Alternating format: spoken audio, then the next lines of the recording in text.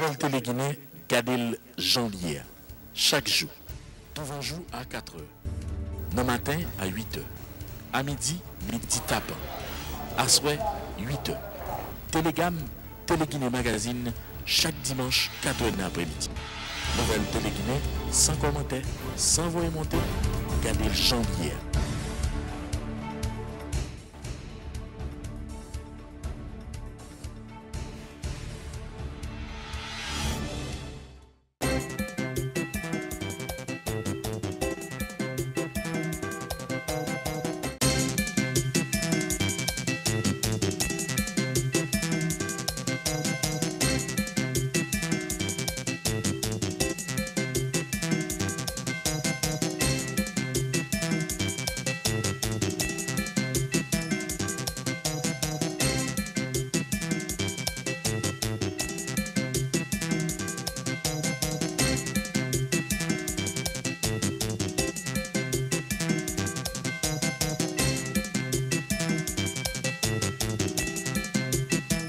Dans certaines périodes, la police a connu de grandes difficultés et à côté du plan de professionnalisation de la police, il y a aussi le plan de carrière de la formation des magistrats, puisque la police est auxiliaire de la justice.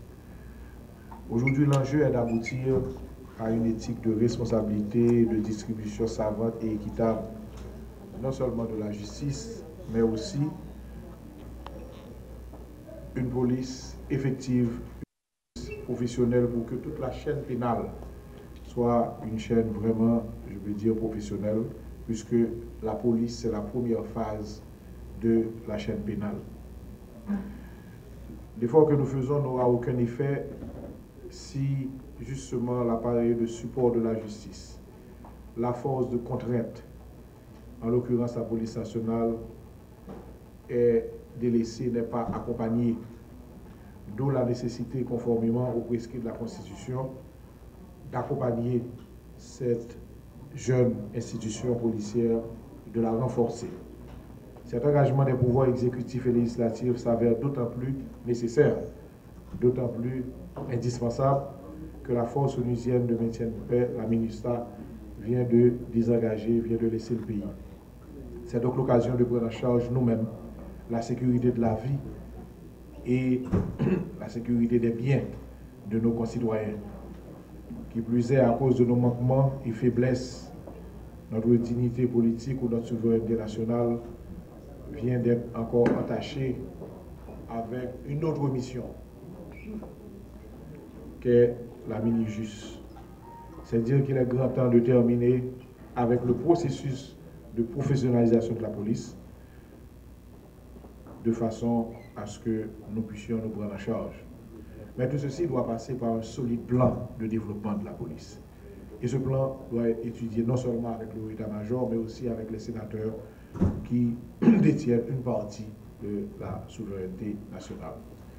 Donc la séance de cet après-midi concerne justement la présentation de ce plan, le développement de ce plan, pour que les sénateurs puissent poser des questions, s'informer et s'engager à donner des moyens pour que justement notre police puisse devenir le plus rapidement une police plus professionnelle.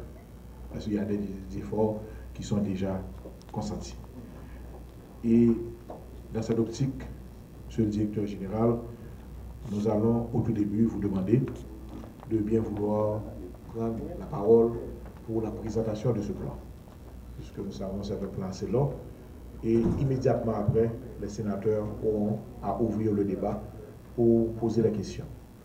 Et nous allons demander au huissier de séance, M. Mandétel, de façon à ce que les sénateurs puissent regarder sur le diapositif le déroulement du plan de développement de la police. La situation en matière de sécurité est influencée par les tensions croissantes liées aux revendications socio-économiques. Effectivement, on a beaucoup de cas de manifestations que la PNH est appelée à gérer sur une base quotidienne. Des cas de protestation au niveau de plusieurs institutions publiques du pays, aussi bien à travers les rues de la capitale, et même les villes de province ne sont pas exemptées par cette tendance. manifestations dans le domaine de l'éducation, de la santé, du travail et du coût de la vie, et par des griefs liés aux dégâts causés par les récentes pluies diluviennes. Et un aperçu sur le personnel de la police nationale d'Haïti. Jusqu'à juillet 2017, la PNH compte environ 14 000 policiers, soit 1301 femmes, qui représentent 9%. Donc de ces nombres, on peut dire que nous avons pas moins d'1,3 policiers pour 1000 habitants. Et aujourd'hui, nous avons la 28e promotion qui est à l'école en train de recevoir sa formation. Et dans cette promotion, on a 1038 aspirants, dont 129 femmes. La PNH est pratiquement présente dans toutes les communes du pays et dans 261 des 570 sections communales. Nous avons pas moins de 335 lieux de police et pour atteindre nos objectifs, nous nous sommes donné différents modes d'action et de priorité. Les actions que nous entendons justement poser pour accomplir ou exécuter ces objectifs que nous sommes fixés sont inscrits dans le plan de développement 2017-2021 que le commissaire Boyard, qui avait la charge de travailler sur son élaboration, aura la charge de présenter cet après-midi. Dans ce plan de développement 2017-2021,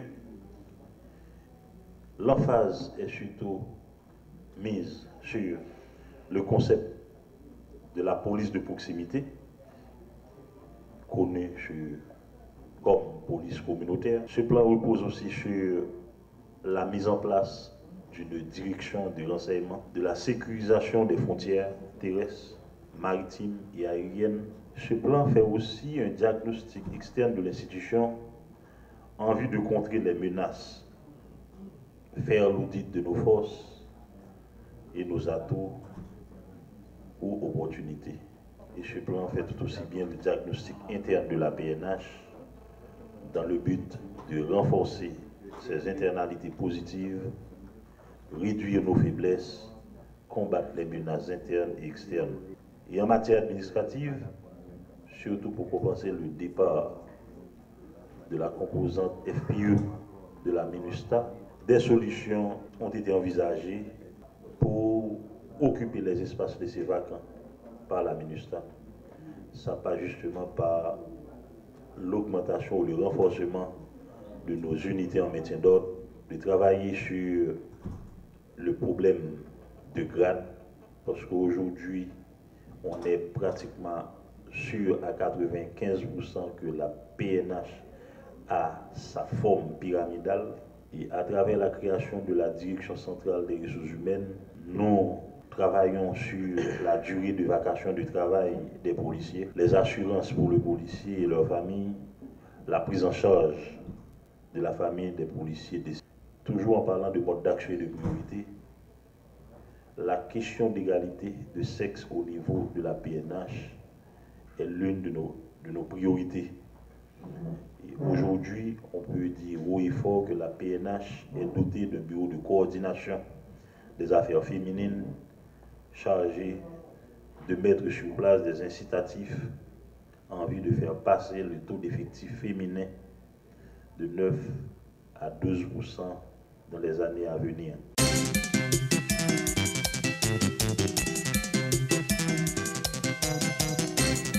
L'invitation, c'est que nous pensons au point que nous devons éclaircir, et surtout par rapport à l'intervention de M. Diallo, responsable de la MINUS. Moi, je pense qu'il fait une intervention très arrogante par rapport au Parlement et que nous avons besoin d'expliquer encore une fois et mettre les points sur les i. Moi, je crois que par rapport à la mission MINUS là, il y a deux actes juridiques qui posés.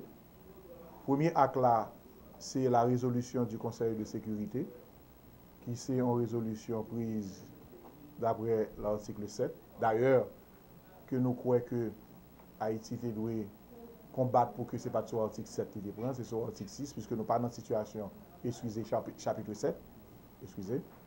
Mais, il y prendre sous chapitre 7 et résolution ça que nous connaissons, les contraignants. Mais, derrière résolution ça, il y a l'accord qui établit le statut juridique des membres de la MINUSTA.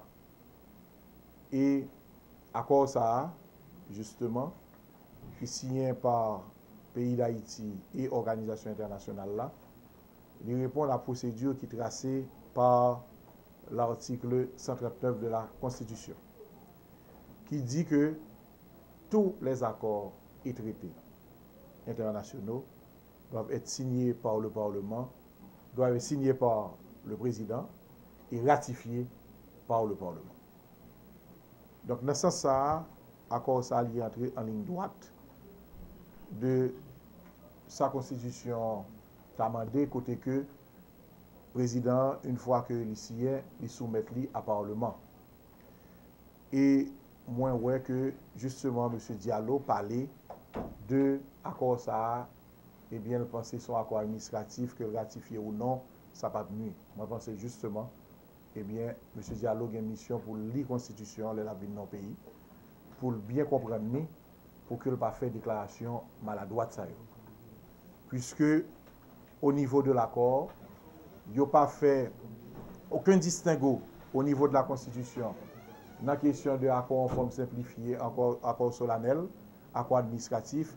Dès que son accord international qui signe entre deux États ou entre un pays et organisation internationale que les Nations Unies, eh bien, pour nous en Haïti, il faut accord ça ratifié par le Parlement et c'est dans le cadre de ça que vous soumettez l'accord là devant le Parlement.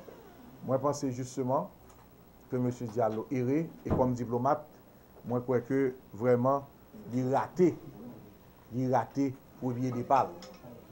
Mais en plus de questions légales, là, côté nous finissons souligner deux instruments juridiques, sur résolution et l'accord qui doit être ratifié par le Parlement.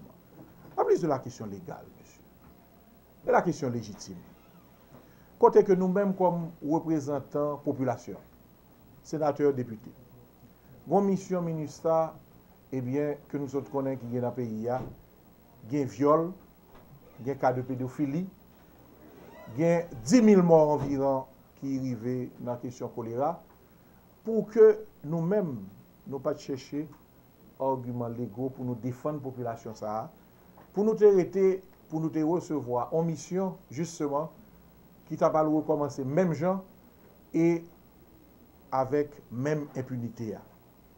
Moi, je crois que je dis, en plus de l'égalité, au niveau de la légitimité, mission ça.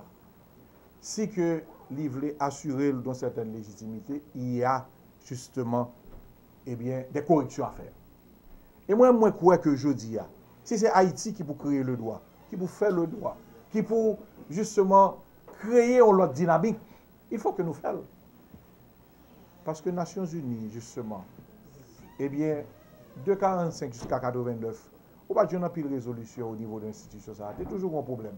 Après ça, on vient arriver dans la situation côté que Mgado vient après la chute du mur de Berlin, côté que il y a certaines résolutions qui viennent prendre, mais très conservateur dans le sens que n'importe qui s'active, c'est caché faire couvrir ça.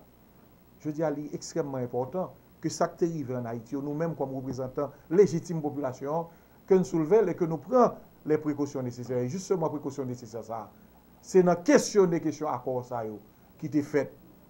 Eh bien, moi, je dit, sous des labels qui te protégé tout le monde dans la mission et tout le monde te pensé qui dans la mission ça a pensé que tu as fait n'importe qui bagaille. Donc je dis moi je crois que c'est extrêmement important que sénateurs députés non seulement nous penser sur l'accord là mais nous garder tout ça qui pas bon. Et pas que nous pas voter accord là ou bien nous voter mais nous souligner à président de la République qui lui-même tous ses représentants population que mais ça que qu'on arrivé et que voici les précautions à prendre pour que ça va arriver. Et c'est les Nations Unies lui-même. Li doit justement changer de loi là pour que l'arrivée créer une situation pour protéger la population. Parce que les Nations Unies sont institutions avant tout protectrices des droits de l'homme, de la justice et du droit. Donc si je dis, nous avons cas ça, 10 000 morts de choléra. Combien de cas de viol nous avons regardé en documentaire qu'un journaliste anglais fait? Environ 200 cas de viol, même de vol de paysans, des cas de pédophilie. Et puis pour nous accepter que, justement, eh bien, nous avons un série d'avocats qui dit que justement c'est comme ça pour lier, alors que même Mounzal, en plus l'hypocrisie la caillou, qui t'a dit que ça Nations Unies a fait pas bon, et puis on l'autre mission vient aujourd'hui, et puis on a accepté le même genre, les mêmes causes produisent les mêmes effets.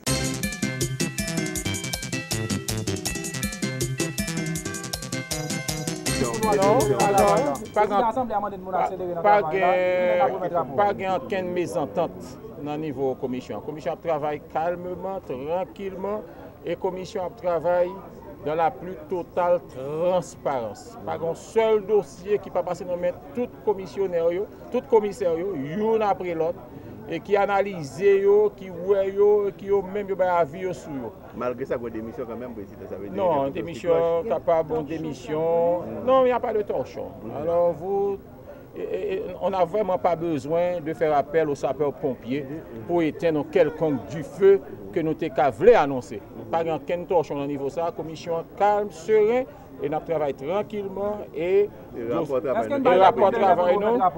rapport travail, nous gagnons pour nous soumettre un peu avant le 10 novembre.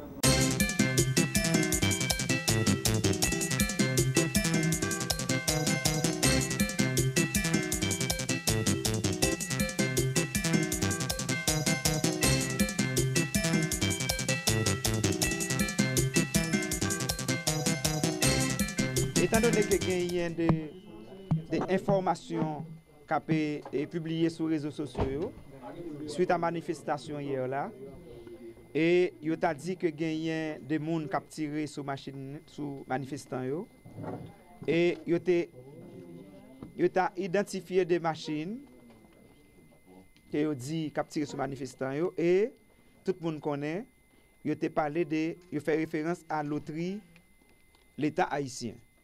Donc, moi-même, comme garant de l'ordre public et représentant de la société, moi, j'ai une responsabilité, quelle que soit appartenance et citoyen, automatiquement non cité ou bien une institution non cité, j'ai pour obligation pour mal chercher qui côté vérité aille.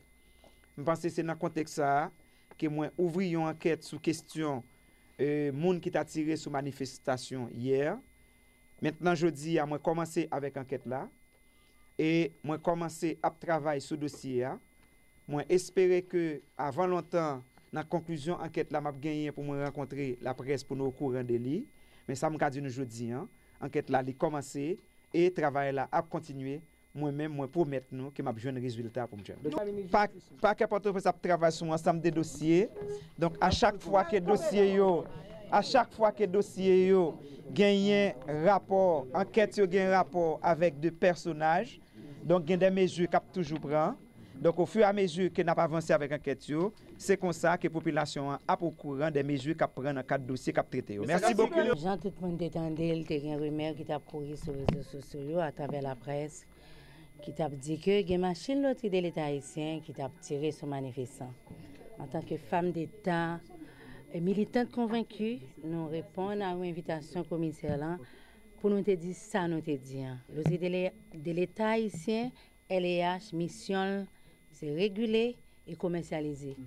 Là, nous avons l'argent, nous ramassons l'argent dans maintenancier, dans les casinos, nous faisons social avec. Nous avons une mission pour nous tirer sur un monde et nous te fait devoir nous répondre à l'invitation commissaire gouvernement pour nous porter lumière sur agent recouvrement qui est dans la rue qui travaille pour entrer l'argent dans la caisse loterie dans l'occasion ouverture année fiscale là.